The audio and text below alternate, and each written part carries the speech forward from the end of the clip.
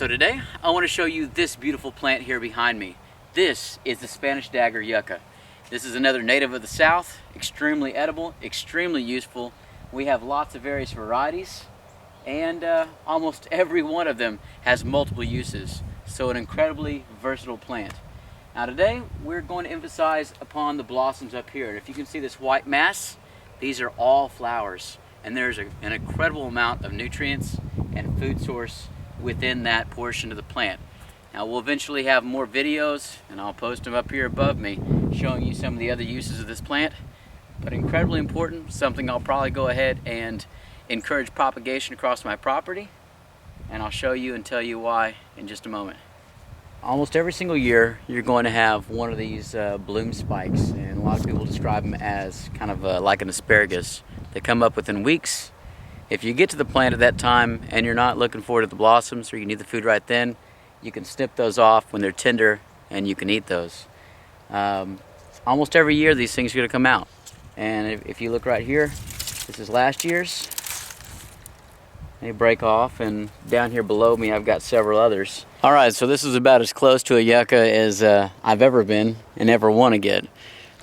Not exactly a huggable plant, but I wanted to show you up close what these blossoms are all about. So do be careful whenever you're harvesting, because we've bonded and blood has been spilled, so to speak. But check out this cluster. And it's a lot more substantial than it looks from afar.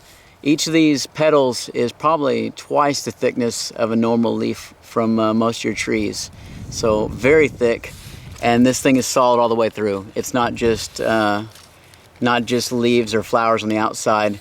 All the way through this thing, there's a ton of weight here, and we're looking at 4 or 5 pounds worth of edible flower here. But you're just going to pick out one of the blossoms. We're going to do right now, just like that. See if I can't drop it. And if you're on the go and don't have the means to cook this, which you should, you can go ahead and eat it raw. So the description are described as tasting kind of like artichoke leaves, a little more bitter. Good in salads. I usually like to throw them in a skillet with some stir fry. So chew right out, tender. Good texture, and you can see the rigidity there. There's a lot of mass in there. Now, if you're looking for the sweetness, if you're looking for the sugar content, one of the tricks that you can use, and this goes for all the flowers that you eat around, is to pick the ones that have the insects and have the bees buzzing around them, because those bees know where the sugar is, where the nectar is.